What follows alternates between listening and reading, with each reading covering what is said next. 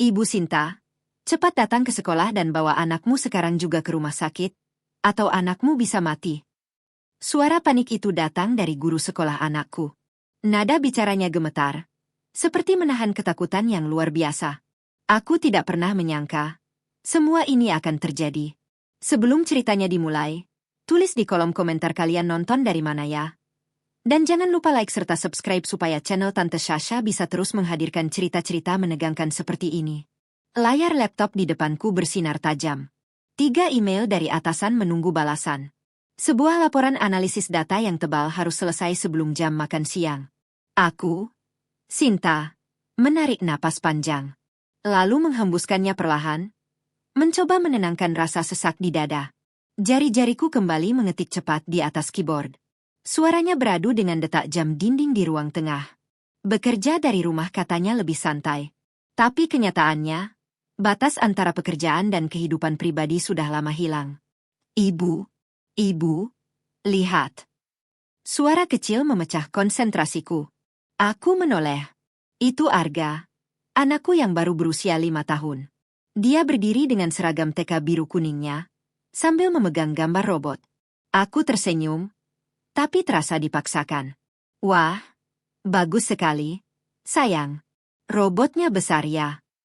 Wajah Arga sedikit berubah. Dia tahu senyumku tidak benar-benar tulus. Ibu masih kerja? Iya, nak. Sebentar lagi ya. Kamu sarapan dulu. Ibu sudah siapkan roti di meja. Arga mengangguk pelan, lalu berjalan ke dapur. Aku menatap punggung kecilnya, dan rasa bersalah itu datang lagi. Seharusnya aku menemaninya sarapan. Seharusnya aku yang menyiapkan semuanya. Bukan neneknya. Hijab instan yang kupakai terasa miring, tapi aku bahkan tidak sempat membetulkannya. Aku kembali menatap laptop. Laporan ini tidak akan selesai dengan sendirinya. Jam terus berdetak. Pukul 6.30 pagi. Aku terlalu fokus, sampai hampir tidak mendengar suara ibu mertuaku, Bu Rahayu, yang sedang berbicara dengan Arga di dapur. Beliau tinggal bersama kami sejak 6 bulan lalu, setelah suaminya meninggal. Kehadirannya sangat membantu. Apalagi aku dan suamiku, Fajar, sama-sama sibuk bekerja. Fajar sendiri sudah berangkat sejak subuh, dinas keluar kota. Tiba-tiba mataku menangkap jam lagi. Pukul 6.30. Jantungku serasa berhenti. Arge! Aku berteriak panik dan langsung berdiri. Kursiku terdorong keras ke belakang. Astaga! Bekal! Aku berlari ke dapur. Arga sudah memasukkan buku gambarnya ke dalam tas dinosaurusnya. Di meja hanya ada piring bekas roti. Kotak bekalnya masih kosong. Aku membeku. Aku lupa. Aku benar-benar lupa menyiapkan bekal untuk anakku sendiri. Ya Tuhan! Tanganku gemetar saat membuka kulkas. Isinya cuma sisa sayur, telur, dan buah. Tidak ada waktu. Tidak mungkin memasak. Sekolah Arga tidak menyediakan makan siang. Dan kantinnya hanya menjual camilan. Saat itulah Bu Rahayu muncul. Wajahnya tenang. Sangat kontras dengan aku yang panik. Ada apa, Sinta? Bu, aku lupa. Aku lupa buat bekal Arga. Suaraku hampir pecah. Aku merasa seperti ibu yang gagal. Bu Rahayu tersenyum. Tenang sekali. Sudah, biar ibu saja yang siapkan. Aku menatapnya lega. Benar, Bu? Tidak merepotkan? Sudah, kamu fokus kerja saja. Kasihan nanti kalau dimarahi atasan. Beliau langsung bergerak ke dapur. Cepat, terampil. Aku hanya berdiri di sana, masih linglung. Bu Rahayu mengambil nasi sisa semalam, menghangatkannya, lalu membentuknya jadi bulatan kecil. Kemudian menggoreng nugget. Tapi kemudian, beliau membuka kulkas kecil miliknya. Kulkas pribadi, yang selalu dia bilang berisi jamu dan obat. Dari dalamnya, dia mengambil sebuah puding kecil, berwarna kuning cerah. Sangat cerah. Hampir mencolok. Ini puding spesial, nenek buat semalam. Katanya pelan. Lebih seperti bicara pada dirinya sendiri. Dia meletakkan puding itu di kotak bekal Arga. Terpisah dari nasi dan nugget. Aku mengernyit. Puding apa itu? Bu, puding jagung madu. Jawabnya singkat, tanpa menoleh. Aku merasa ada yang aneh. Arga tidak pernah suka jagung. Dia lebih suka coklat atau stroberi. Tapi, aku terlalu stres untuk memikirkan itu. Notifikasi email masuk lagi. Aku harus kembali kerja. Terima kasih ya, Bu. Kataku. Bu Rahayu hanya tersenyum tipis. Menutup kotak bekal itu. Beberapa menit kemudian, Arga bersiap berangkat. Ibu, aku pergi ya. Aku mencium keningnya. Hati-hati ya, Nak. Maaf ya tadi. Tidak apa-apa, Bu, kata nenek bekalnya spesial. Bu Rahayu memakaikan sepatu Arga. Lalu, aku melihat sesuatu. Beliau memegang bahu Arga. Sedikit lebih erat. Dan berbisik di telinganya. Aku tidak mendengar jelas. Tapi aku sempat menangkap satu kalimat. Habiskan ya. Terutama puding dari nenek. Arga mengangguk. Iya, Nek. Mereka keluar. Menuju gerbang. Menunggu jemputan sekolah. Aku kembali ke laptop. Mencoba fokus. Mencoba mengabaikan perasaan dingin yang tiba-tiba merayapi punggungku. Aku pikir, itu cuma karena stres. Atau terlalu banyak minum kopi. Padahal, aku tidak tahu. Itu adalah awal dari sesuatu yang jauh lebih mengerikan. Ruang kelas taman kanak-kanak itu dipenuhi suara riuh anak-anak. Tawa, celoteh, dan suara kursi kecil yang bergeser memenuhi ruangan. Sinar matahari siang masuk melalui jendela besar, menerangi lantai yang dipenuhi balok mainan dan kertas gambar. Di sudut ruangan, Bu Lestari, guru paling senior di sekolah itu, berdiri sambil tersenyum sabar. Usianya sudah tidak muda lagi. Rambutnya mulai memutih dan disanggul rapi. Kacamata tipis bertengger di hidungnya. Beliau adalah guru yang sangat dihormati, sekaligus disayangi. Pengalamannya puluhan tahun membuatnya bisa membaca kondisi anak, hanya dari satu tatapan. Jam menunjukkan pukul 11 siang. Waktu makan siang. Anak-anak, cuci tangan dulu ya. Setelah itu ambil bekalnya masing-masing. Ingat, makan tidak boleh sambil bicara. Suara Bu Lestari lembut, tapi tegas. Anak-anak berbaris rapi ke wastafel. Lalu kembali ke meja kecil mereka. Arga duduk di sebelah sahabatnya, Bima. Tas dinosaurusnya diletakkan di samping kursi. Dengan wajah penuh semangat, dia membuka kotak bekalnya. Wah, Arga bawa nugget. Seru Bima, matanya berbinar. Iya, terus nenekku bikin puding spesial. Jawab Arga bangga. Dia menunjukkan puding kecil berwarna kuning cerah itu. Warnanya mencolok. Berbeda dari bekal anak lain. Arga mulai makan. Nasi kepal dan nuggetnya habis dengan cepat. Dia lapar setelah bermain kejar-kejaran tadi. Sambil makan, dia masih sempat bercerita pelan ke Bima tentang robot yang dia gambar pagi tadi. Bu Lestari berjalan berkeliling. Memastikan semua anak makan dengan tertib. Beliau berhenti di meja Arga. Bekalnya enak, Arga. Arga mengangguk cepat. Mulutnya penuh nasi. Enak, Bu Guru. Ini nenek yang buat. Bu Lestari tersenyum. Bagus, dihabiskan ya. Setelah nasi dan nuggetnya habis, Arga menatap puding itu. Ini bagian yang paling dia tunggu. Dia membuka tutupnya, mengambil sendok kecil, dan mulai menyendok. Rasanya manis. Sangat manis. Ada rasa jagung, madu, dan aroma bunga yang aneh. Tapi justru enak. Arga terus makan. Cepat. Hingga suapan terakhir. Dia bahkan menjilat sendoknya sampai bersih. Selesai makan, anak-anak kembali bermain. Sesi berikutnya adalah menggambar bebas. Bu Lestari memutar lagu anak-anak pelan. Suasana kelas kembali tenang. Arga mengambil krayon. Dia ingin menggambar dinosaurus T-Rex besar. 1 jam berlalu. Tiba-tiba, Arga merasa aneh. Kepalanya terasa berat. Sangat berat. Krayon di tangannya seperti bergerak sendiri.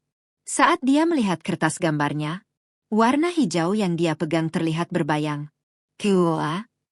Arga memegang kepalanya. Pusing. Seperti habis diputar-putar. Perutnya tidak sakit. Tapi ada rasa mual yang naik perlahan. Tubuhnya lemas. Sangat lemas. Seolah semua tenaganya hilang. Dia meletakkan krayon. Lalu menundukkan kepala di atas meja. Menutup mata. Ruangan terasa berputar. Bima menyenggol lengannya. Arga, kamu tidur? Ayo gambar lagi. Tidak ada jawaban. Arga hanya mengerang pelan. Bu Lestari langsung menyadari. Instingnya sebagai guru. Langsung menangkap ada yang tidak beres. Dia melihat Arga terkulai. Itu bukan posisi anak yang mengantuk. Itu posisi anak yang sakit. Dengan langkah cepat, Bu Lestari menghampiri. Dia menyentuh dahi Arga. Tidak panas. Arga sayang, kamu tidak apa-apa? Arga mengangkat kepalanya perlahan. Matanya sayu. Berkaca-kaca. Wajahnya pucat. Kamu sakit. Arga menggeleng pelan. Suaranya sangat lemah. Aku pusing, Bu. Pusing? Tadi lari-lari ya? Arga menggeleng lagi. Lalu, dia berkata sesuatu yang membuat dunia Bu Lestari seakan berhenti. Aku pusing, habis makan bekal dari nenek. Seketika, senyum di wajah Bu Lestari hilang. Wajahnya berubah pucat. Matanya membesar. Bekal dari nenek. Suaranya bergetar. Arga mengangguk lemah. Puding kuning. Jantung Bu Lestari berdegup kencang. Puding kuning. Ingatan lama, yang sudah terkubur selama puluhan tahun. Tiba-tiba muncul kembali. Gejala yang sama, persis sama. Pusing, lemas, bingung, dan seorang wanita yang selalu ada di dekat korban. Sebelum semuanya terlambat. Bu Rahayu. Nama itu langsung terlintas di pikirannya. Seperti petir yang menyambar. Bu Rahayu adalah nenek Arga. Ibu dari Fajar. Dan dia adalah kakak dari seseorang yang dulu pernah mengalami hal yang sama. Bu Lestari tidak membuang waktu. Bu Maya. Teriaknya pada guru pendamping. Tolong awasi anak-anak. Jangan ada yang keluar. Tanpa menunggu jawaban, dia langsung menggendong Arga. Tubuh anak itu sudah sangat lemas. Tidak melawan. Bu Lestari berlari keluar kelas. Menyusuri koridor. Menuju ruang UKS dan kantor sekolah. Dia harus menelepon. Dia harus menghubungi ibunya. Sinta. Tangannya gemetar saat mencari nomor di buku data siswa. Dia tahu, ini bukan keracunan biasa. Dia tahu, persis, apa yang sedang terjadi. Dan satu hal yang paling menakutkan terlintas di pikirannya. Dia melakukannya lagi. Dan kali ini, korbannya adalah cucunya sendiri. Aku menekan tombol kirim pada email terakhir. Laporan itu akhirnya selesai. Aku menyandarkan punggung ke kursi. Menutup mata sejenak. Rasa lega mengalir perlahan di tubuhku. Aku melirik jam di laptop. Pukul 11.35. Masih ada waktu untuk istirahat sebentar, sebelum nanti menjemput Arga. Rumah terasa sunyi. Bu Rahayu mungkin sedang beristirahat di kamarnya. Aku berdiri, meregangkan tubuh yang kaku, lalu berjalan ke dapur untuk mengambil minum. Aku bahkan sempat tersenyum kecil.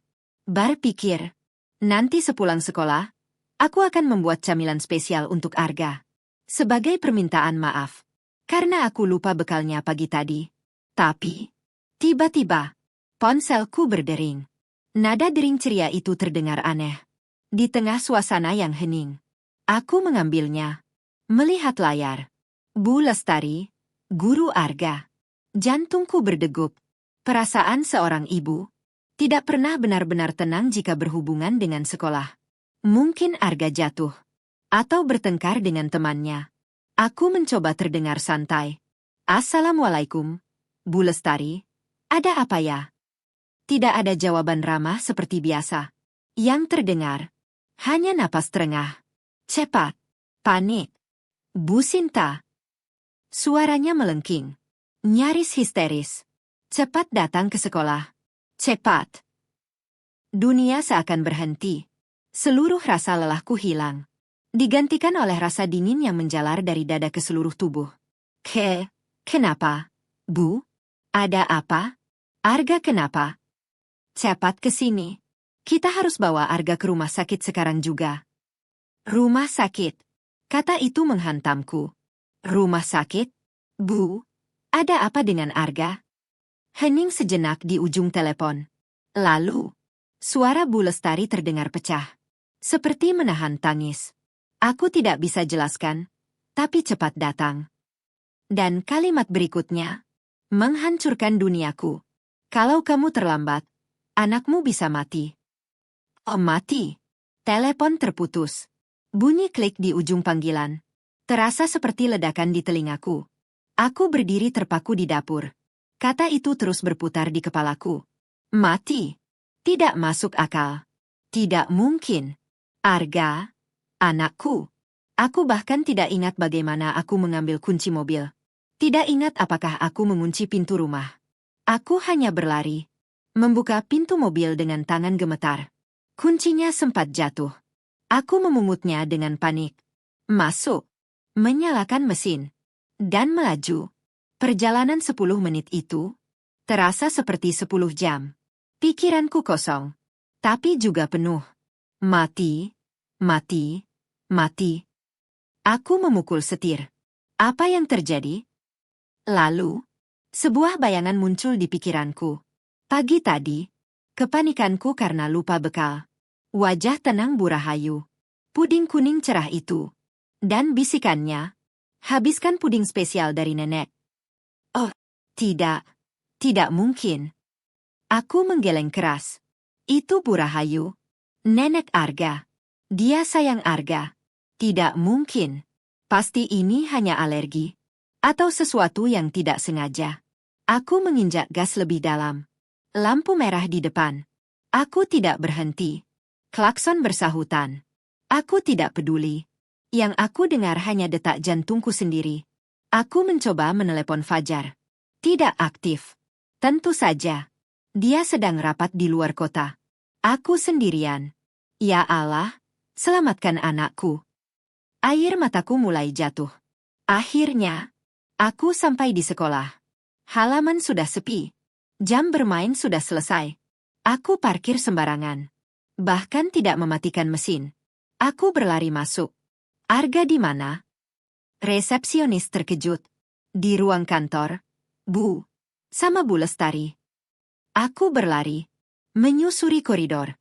Mendorong pintu dengan keras. Dan, apa yang kulihat? Membuat lututku lemas. Bu Lestari berdiri di sana. Wajahnya pucat. Di pelukannya. Arga. Tubuh kecil itu terkulai lemas. Matanya setengah tertutup. Wajahnya pucat kebiruan. Napasnya pendek. Dangkal. Dia tidak merespon. Arga. Aku berlari ingin meraihnya. Jangan. Suara Bu Lestari menghentikanku. Tajam. Tegas. Kita tidak punya waktu. Bawa mobilmu. Kita ke rumah sakit sekarang. Dia langsung berjalan cepat melewatiku. Menggendong Arga erat. Saat itu aku melihat. Di tangannya, bukan hanya tas Arga, tapi juga kotak bekal hijau itu. Dia menyodorkannya padaku. Bawa ini. Jangan sampai jatuh. Jangan sampai hilang.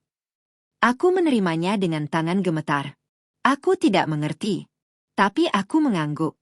Kita ke rumah sakit Medika. Itu yang paling dekat. Dia sudah berlari keluar. Aku mengikutinya. Memeluk kotak bekal itu di dadaku. Seolah itu bukan sekadar bekal, tapi sesuatu yang jauh lebih berbahaya. Dan di dalam pikiranku, satu hal mulai terasa jelas. Semua ini berawal dari bekal yang aku lupa siapkan pagi tadi. Perjalanan ke rumah sakit adalah neraka terburuk dalam hidupku. Aku menyetir seperti orang kehilangan akal. Kakiku terus menekan gas. Tapi pikiranku hanya tertuju ke kursi belakang. Bu Lestari duduk di sana, memangku Arga. Tangannya menepuk pelan pipi anakku. Arga. Arga, dengar Bu Guru.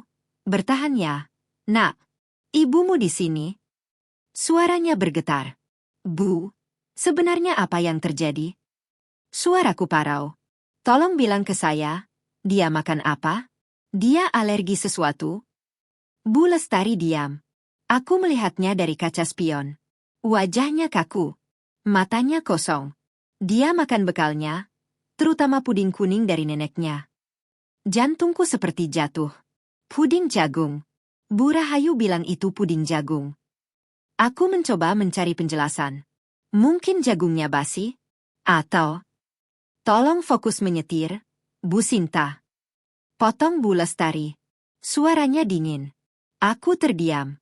Ada sesuatu dalam nada bicaranya yang membuatku takut. Saat kami sampai di UGD, aku bahkan belum sempat menghentikan mobil sepenuhnya. Bu Lestari sudah membuka pintu. Tolong. Anak ini keracunan. Dia sulit bernapas. Dua perawat langsung berlari, mendorong Brankar. Arga diambil dari pelukannya, dan langsung dibawa masuk. Hanya keluarga yang boleh masuk. Aku berlari mengikuti. Bu Lestari tepat di belakangku. Masih membawa tas dan kotak bekal itu. Kami berhenti di ruang tunggu. Bau antiseptik menusuk hidung. Suara monitor. Suara pasien lain. Semua bercampur jadi satu. Aku terduduk. Lemas. Arga hilang di balik tirai hijau. Ibu, tolong isi formulir ini. Seorang petugas memberiku papan. Tanganku gemetar. Aku bahkan tidak bisa menulis namaku sendiri. Tulisan tanganku berantakan. Bu Lestari mengambilnya. Biar saya saja. Anda tenangkan diri. Aku hanya mengangguk. Lalu mengambil ponselku. Beberapa panggilan tak terjawab dari Fajar. Aku langsung menelepon balik. Sinta, ada apa? Maaf tadi rapat. Fajar. Suaraku pecah. Arga, di rumah sakit. Apa? Kenapa? Jatuh. Aku tidak tahu. Dia tidak sadar. Ya Allah. Terdengar suara panik. Aku di stasiun sekarang. Aku cari kereta tercepat pulang. Tahan ya. Aku ke sana. Telepon terputus. Aku kembali sendirian. Hanya ditemani Bu Lestari. Dan kotak bekal itu, yang kini ada di pangkuannya. Dijaga seperti sesuatu yang sangat penting. 1 jam terasa seperti selamanya. Akhirnya, seorang dokter keluar. Keluarga Arga. Aku langsung berdiri. Saya ibunya. Dok, anak saya bagaimana? Dokter menarik napas. Kami berhasil menstabilkan kondisinya. Aku hampir jatuh karena lega. Tapi, kata itu membuat jantungku berhenti lagi. Gejalanya tidak biasa. Tidak biasa bagaimana, Dok? Ini bukan keracunan makanan biasa. Bukan bakteri seperti E. coli atau Salmonella. Aku menatapnya bingung. Pupil matanya melebar. Detak jantung tidak stabil. Dia sempat mengalami halusinasi. Halusinasi? Ini lebih mirip keracunan. Neurotoksin. Racun yang menyerang sistem saraf. Duniaku kembali runtuh. Sebelum sakit, apakah dia mengonsumsi sesuatu yang tidak biasa? Aku menggeleng. Tidak. Dia hanya makan bekal dari rumah. Sebelum aku selesai, Bu Lestari berdiri. Dia mengambil kotak bekal. Menyerahkannya ke dokter. Dia makan ini saat makan siang. Nasi, nugget, dan puding kuning ini. Dokter mengambil puding itu. Mengamatinya. Kami akan kirim ke lab toksikologi. Dia pergi. Aku menatap Bu Lestari. Bu, sebenarnya ibu tahu apa? Apa yang terjadi dengan anak saya? Bu Lestari hendak menjawab. Tapi, pintu UGD terbuka. 2 pria berseragam polisi masuk. Jantungku kembali berdegup. Polisi? Kenapa ada polisi di sini? Mereka menghampiri kami. Permisi. Apa benar Anda Bu Lestari? Guru dari TK tempat anak ini sekolah. Bu Lestari mengangguk. Tenang. Benar. Saya yang menelepon. Aku membeku. Dia menelepon polisi? Sebelum meneleponku? Bu? Suaraku gemetar. Kenapa ibu panggil polisi? Bu Lestari menatapku. Matanya penuh sesuatu yang berat. Duka. Gian. Kemarahan. Maaf, Bu Sinta. Saya harus lakukan itu. Kenapa? Dia menarik napas panjang. Lalu berkata, pelan, tapi tajam. Karena saya tahu, ini bukan kecelakaan. Aku terdiam. Apa maksud ibu? Suasana di ruang UGD terasa membeku. Polisi menatap serius. Dan Bu Lestari mengucapkan kalimat yang membuat darahku dingin. Ini percobaan pembunuhan. Percobaan pembunuhan. Kata-kata itu menggantung di udara. Berat. Menusuk. Aku menatap Bu Lestari. Mulutku terbuka, tapi tidak ada suara yang keluar. Otakku menolak memahami. Pembunuhan? Anakku? Ini pasti mimpi buruk. Polisi yang lebih tua maju selangkah. Itu tuduhan yang sangat serius. Bu, bisa dijelaskan? Bu Lestari belum sempat menjawab. Pintu UGD terbuka lagi. 2 orang masuk dengan tergesa. Yang pertama, Fajar. Wajahnya pucat. Kemejanya kusut. Matanya liar mencari-cari. Dan di belakangnya, Bu Rahayu. Fajar. Sinta. Suara Bu Rahayu melengking. Penuh kepanikan. Dia berlari lebih dulu. Air matanya sudah mengalir deras. Arga. Mana cucu nenek? Dia mencoba menerobos ke dalam. Tapi ditahan perawat. Maaf, Bu. Harus tunggu di luar. Bu Rahayu berbalik. Menatapku. Dan dalam sekejap, ekspresinya berubah. Dari sedih, menjadi tajam. Sinta. Suara itu menusuk. Apa yang terjadi? Kenapa bisa begini? Aku belum sempat menjawab. Kamu terlalu sibuk kerja. Kamu pasti lalai. Kamu salah kasih makan. Kan? Setiap kata, seperti tamparan. Aku terdiam. Bu. Cukup. Suara itu memotong. Tidak keras, tapi dingin. Semua orang terdiam. Itu Bu Lestari. Bu Rahayu membeku. Perlahan menoleh. Tatapan mereka bertemu. Siapa? Kamu? Suara Bu Rahayu berubah. Ada getar. Bukan akting. Getar, ketakutan. Bu Lestari melangkah maju. Apa kamu sudah lupa? Suaranya rendah. Wajar. Sudah 30 tahun. Dia menatap lurus. Aku. Lestari. Lestari Wulandari. Mata Bu Rahayu membesar. Hanya sepersekian detik. Lalu dia kembali menyangkal. Aku tidak kenal kamu. Jangan ikut campur urusan keluargaku. Oh, aku kenal kamu, Rahayu. Jawab Bu Lestari tenang. Aku teman masa kecilmu, teman sekolahmu. Dia berhenti, menelan emosi. Aku, teman dekat dia. Dia siapa? Tanya Fajar bingung. Bu Rahayu mundur selangkah. Jangan dengarkan dia. Wanita ini gila. Gila? Potong Bu Lestari. Atau kamu yang membuat orang lain terlihat gila? Seperti dulu. Cukup. Bu Rahayu berteriak. Tapi Bu Lestari melanjutkan. Gejala Arga, pusing, lemas, kebingungan, pupil melebar. Dokter yang tadi muncul lagi. Itu benar. Sangat spesifik. Bu Lestari menatap Bu Rahayu. Aku tahu gejala itu. Karena aku pernah melihatnya. Henning. Persis seperti yang terjadi pada Ratna.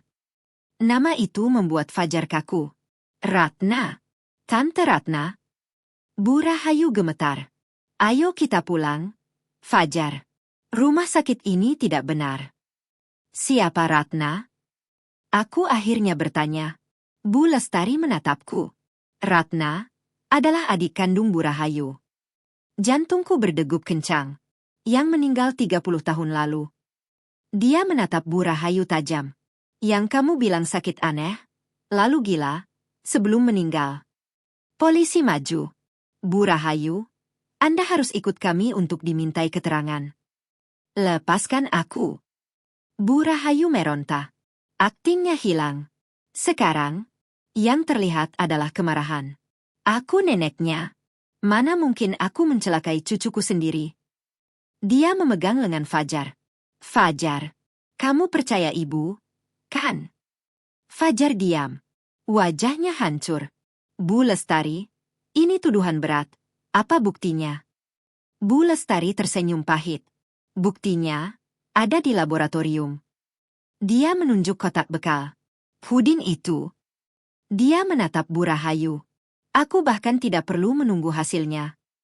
Aku tahu baunya. Aroma manis itu. Itu bau bunga kecubung. Aku tersentak. Bunga kecubung? Dokter mengangguk. Itu tanaman beracun. Bisa menyebabkan halusinasi, kelumpuhan, bahkan kematian. Fajar mundur selangkah. Menatap ibunya, seolah melihat orang asing. Tapi, kenapa? Suaraku gemetar. Kami tidak punya apa-apa. Bu Lestari menarik napas. Semua karena harta. Semua karena harta. Kalimat itu menggantung. Berat. Aku menatap Bu Lestari. Harta apa? Kami bahkan tidak punya apa-apa. Rumah masih kredit. Tabungan pun pas-pasan. Bu Lestari menarik napas panjang. 30 tahun yang lalu, Bu Rahayu bukan seperti yang kalian kenal sekarang. Suasana UGD hening. Polisi mendengarkan. Fajar membeku. Dia terobsesi dengan kekayaan. Keluarga mereka dulu sangat kaya. Kakek Arga memiliki 1 set perhiasan berlian peninggalan Belanda. Kalung, anting, gelang, bros. Nilainya tidak terbayangkan. Aku melirik Bu Rahayu. Wajahnya tegang. Ayah mereka tahu sifat Rahayu. Jadi, dalam wasiatnya, semua perhiasan itu diberikan kepada anak bungsunya. Ratna. Bu Lestari tersenyum pahit. Ratna, gadis yang paling baik yang pernah aku kenal. Polos. Lembut. Dia bahkan tidak peduli dengan harta itu. Tapi, Rahayu, dia tidak terima. Suara Bu Lestari mulai bergetar. Dia tidak bisa menerima adiknya yang dianggap lemah mendapatkan semuanya. Hening. Lalu, dia mulai merawat Ratna. Kata, merawat, terdengar mengerikan. Dia bilang Ratna depresi setelah ayah mereka meninggal. Dia membuatkan jamu setiap pagi, setiap malam. Tapi itu bukan jamu. Itu racun. Aku menutup mulut. Bunga kecubung yang dia tanam sendiri. Racun itu tidak langsung membunuh. Dosis kecil hanya membuat pusing, halusinasi, kebingungan. Ratna mulai terlihat gila. Tertawa sendiri, menangis tiba-tiba. Persis seperti yang Rahayu inginkan. Polisi saling berpandangan. Dia meyakinkan semua orang bahwa Ratna tidak waras. Dalam waktu singkat, dia ditunjuk sebagai wali. Dan sejak itu, semua harta ada di tangannya. Aku gemetar. Lalu, Ratna. Bu Lestari menunduk. Dia meninggal. Karena dosis terakhir terlalu tinggi. Sunyi. Fajar terlihat hancur. Ibu. Suaranya lemah. Bu Rahayu diam. Wajahnya kosong. Polisi bicara pelan. Itu tuduhan serius, tapi tetap tidak menjawab satu hal. Kenapa dia meracuni cucunya sendiri? Aku menatap Bu Lestari. Iya, kenapa Arga? Bu Lestari menggeleng. Tujuannya bukan Arga. Jantungku berhenti. Dia menatapku. Tapi, kamu, Sinta. Aku membeku.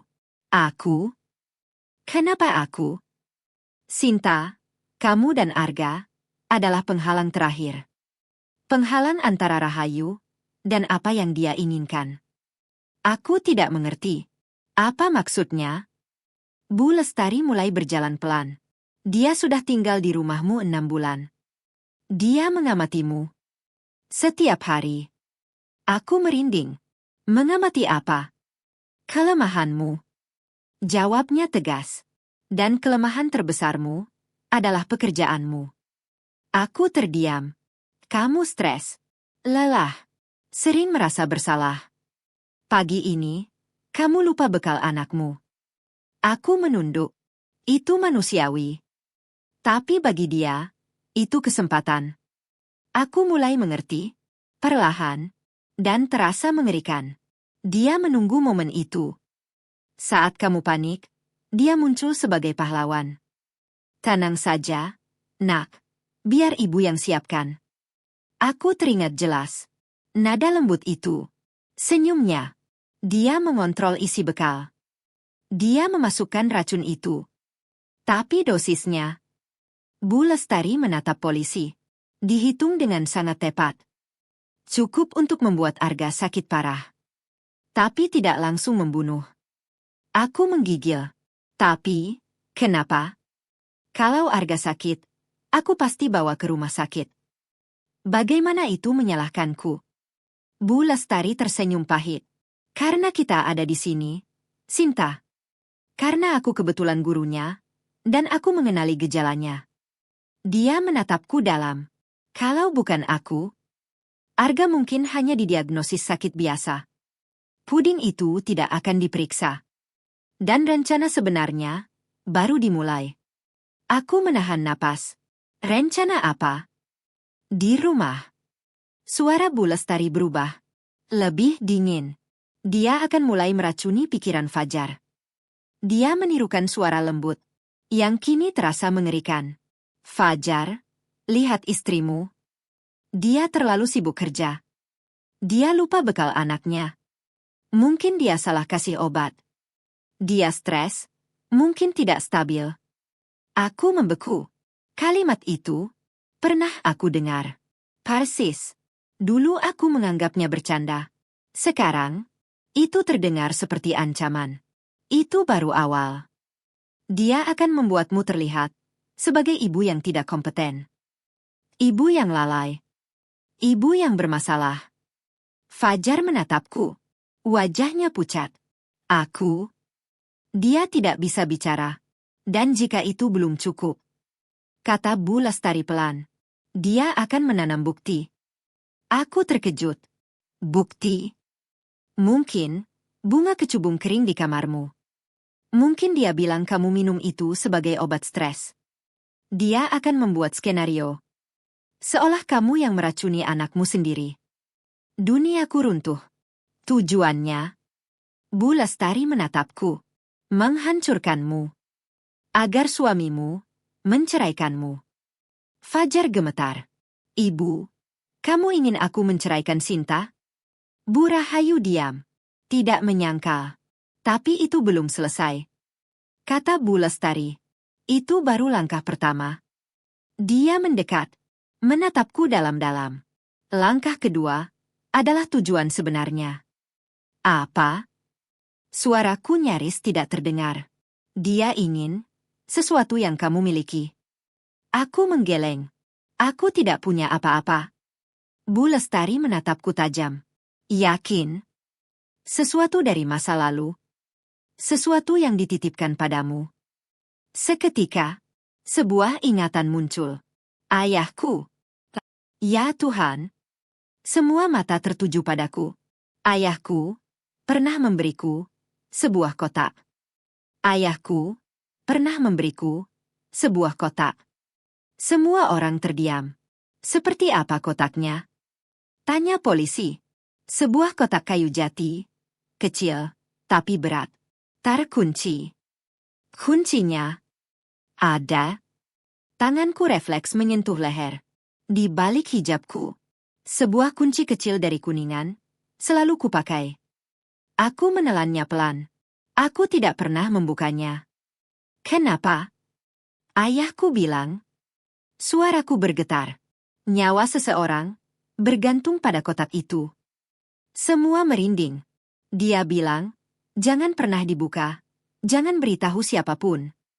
Bahkan, suamiku sendiri. Fajar menatapku. Terkejut.